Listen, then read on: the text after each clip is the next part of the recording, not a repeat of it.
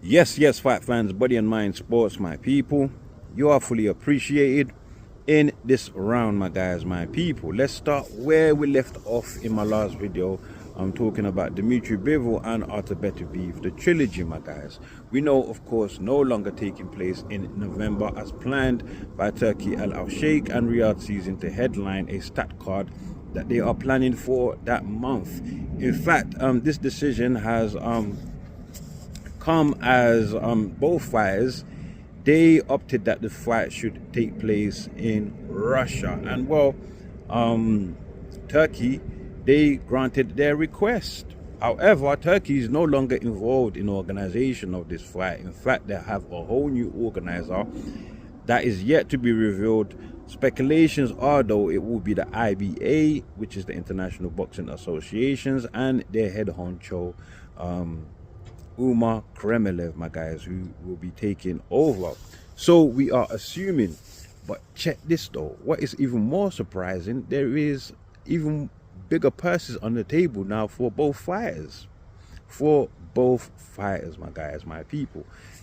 Now, that may sound great, all good and dandy for Beterbiev and Bivol, as they are both Russian, and especially for Beterbiev, who is 40 years old, so only God knows whether after this trilogy he will go on and retire or not, my guys, my people.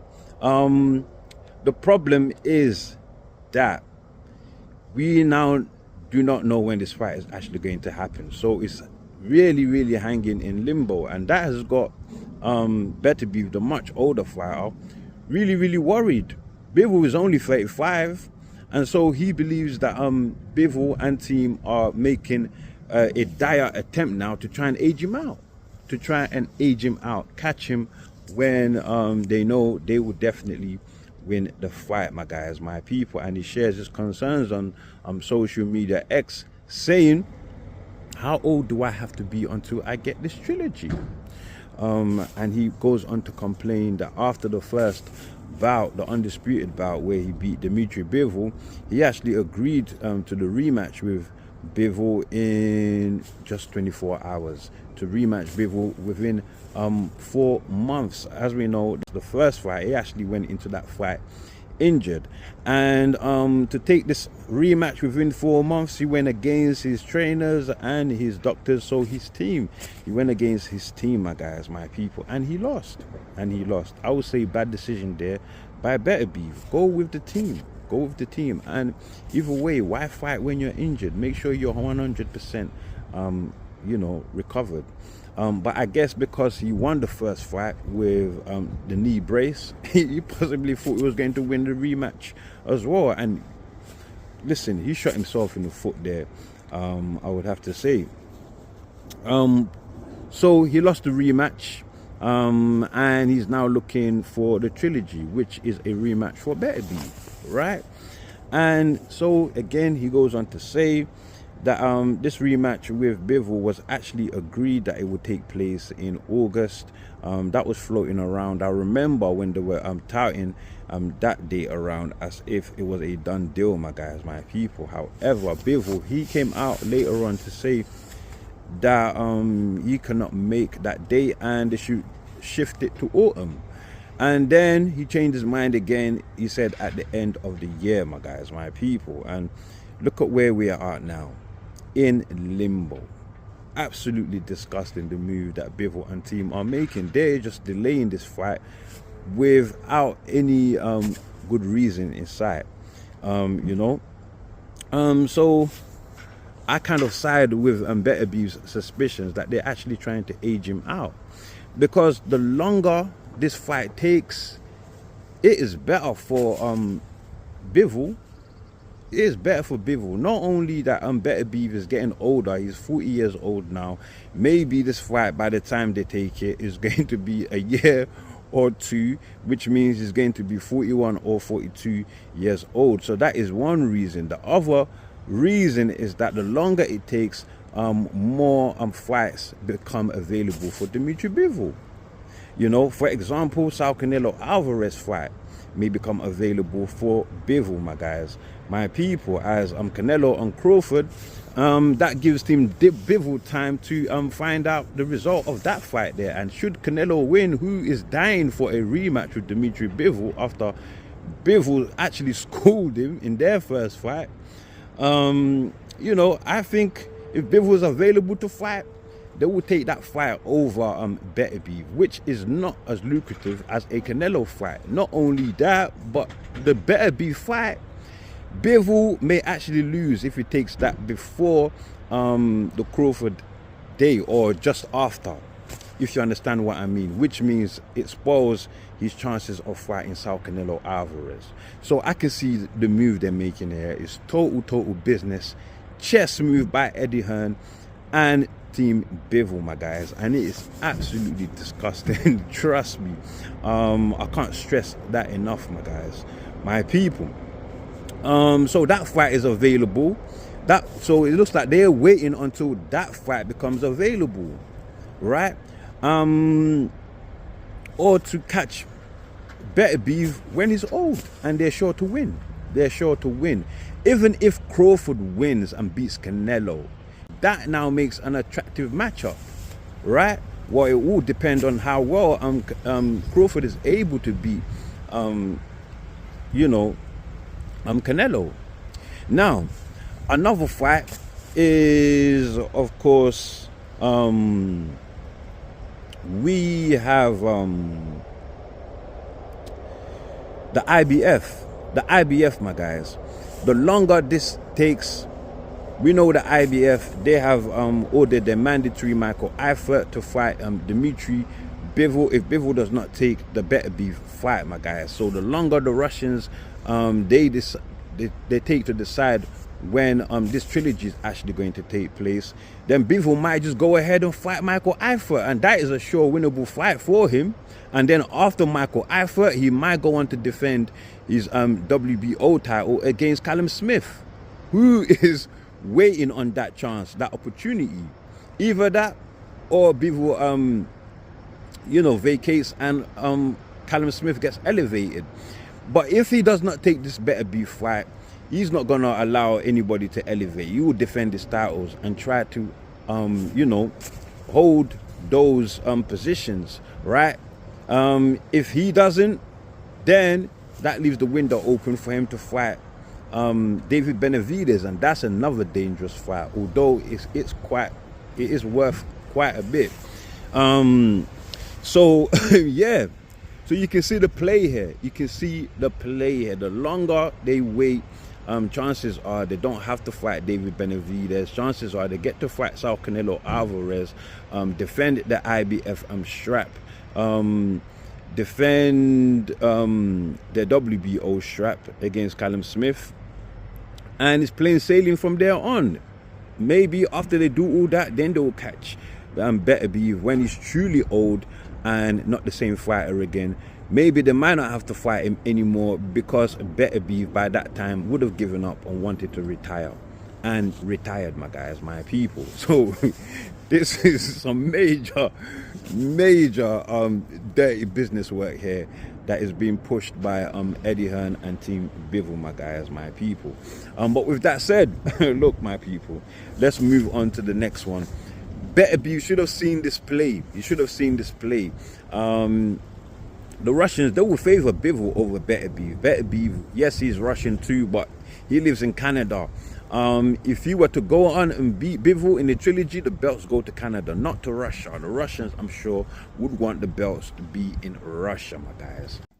Okay, my people. So that was Atur Beterbiev, clearly frustrated. He believes his fight with Bivol is hanging in limbo. I don't blame him. After all, Team Bivol have moved the peg on this fight several times already. They moved it from August to November. Now it is in Russia. Only God knows. Yeah, so of course it is hanging in limbo. There's no scheduled date yet. So I do truly understand Beterbiev's worries, my guys, my people. But I'm gonna stick to my guns, just like I said in my last video concerning this topic, is that this fight, this trilogy, will take place in early 2026. Hopefully it plays out just like that and we get this fight finally across the line, my guys, my people. With that said, Beterbiev, if he does not face Bivol next, well, one name that has been floating around as a possible fight for him is Alexander Usyk, former undisputed champion in the cruiserweight division, former heavyweight undisputed champion, and current unified champion in the heavyweight division, my guys, my people. He was stripped of his IBF strap, my guys, my people, in 2024, my guys. After he failed to honor his mandatory in Daniel Dubois, who eventually was elevated to full IBF championship. Him and Dubois are fighting for undisputed in a rematch, my guys, my people. Usyk, who has defeated Dubois previously already, and they will be fighting on July the 19th, my guys, my people. Can't wait for that fight. It is going to be super, super epic. Trust me, that fight there. Usyk, who actually got his heavyweight undisputed status after defeating Tyson Fury in May of 2024. And then they had the rematch in December. Again, it defeated Tyson Fury via unanimous decision.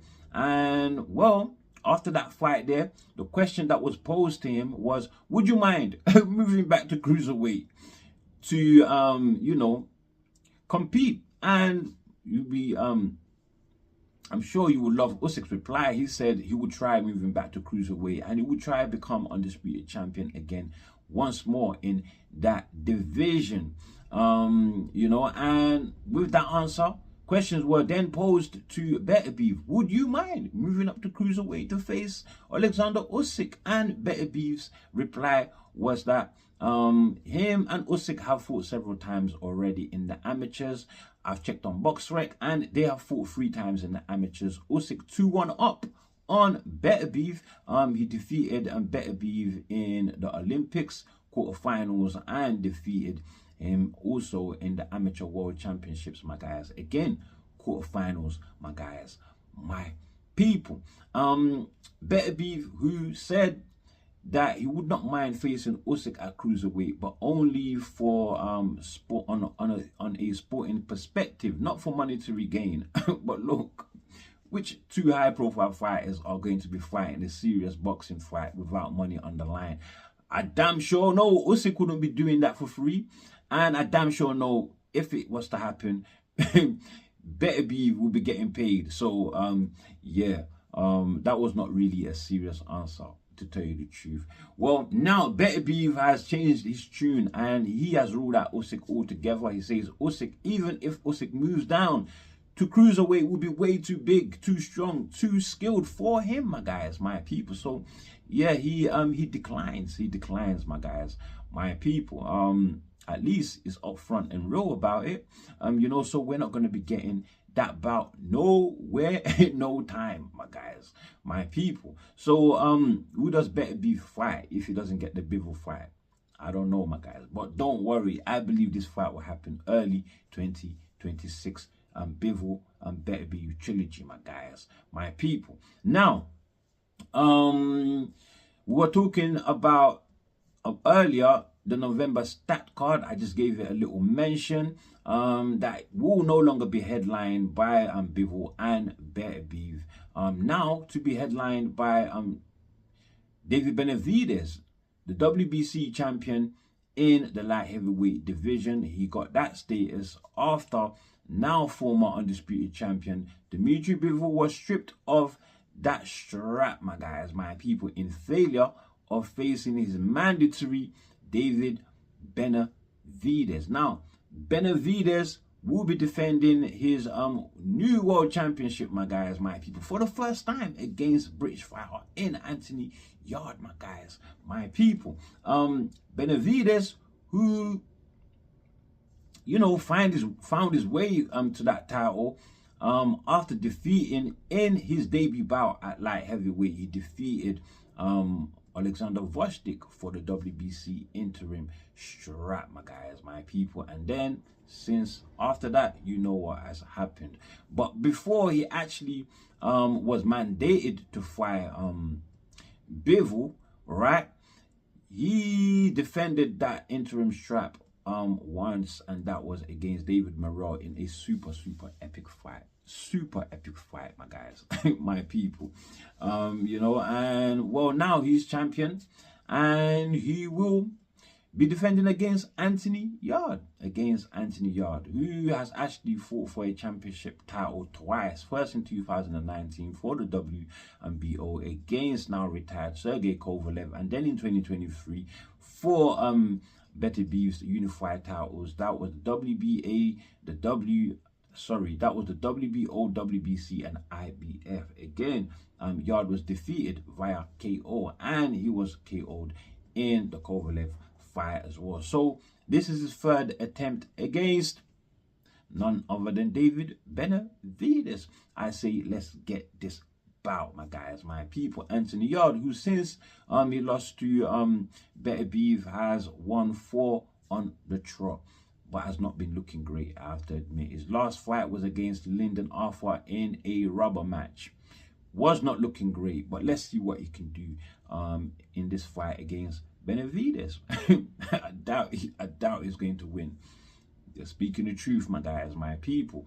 Well, in the undercard of this stat card, we are going to be having Devin the Dream Haney challenging WBO champion in the welterweight division, Brian Norman, my guys, my people, who got elevated to that full WBO championship in 2024, I believe in June. After Terence Bud Crawford, he vacated his undisputed status, and all the belts went in the air, my guys, my people. Since then, Norman has defended the strap 3 times, my guys, my people. His last fight was against Jun Sasaki via a KO of the year, I have to say. Wipe Sasaki's memory. 6 weeks of memory, my guys, my people. say no more. Say no more. Devin the Dream Haney, is he in trouble, or is he going to come up with another epic win? You know, Devin the Dream Haney, who is former undisputed in the lightweight division and former WBC champion in the junior welterweight. He has fought at welterweight at a catchweight against Jose Ramirez at a catchweight of 144 pounds, my guys, my people. So now he is going to go up against Brian Norman. I can't wait to see how you know, how this fight will play out, because Brian Norman is right now touted as the best fighter in the welterweight division since Ennis has decided that he will be vacating his unified WBA and IBF straps, and he will be moving up to 154, my guys, my people. But Devin the Dream Haney is nothing to play with. All your memories you had of his bout with Ryan Garcia, wipe it out your memory. This is a new page. And Devin the Dream Haney, one thing you can't say about him is that he does not fight anybody. This man will fight any and anybody you put in front of him. He's been proving it time and time again.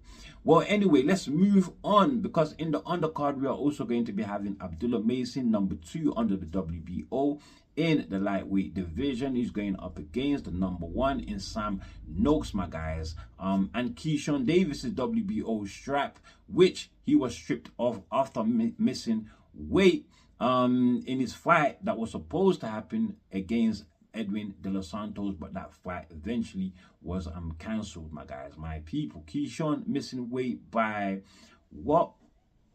By I believe 4.3 pounds, nearly 5 pounds, my guys, my people. So yeah, he's no longer champion, and of course Abdullah Mason and Sam Noaks fighting for that vacant title. I say let's get it. That's another epic fight, and the card is looking great already.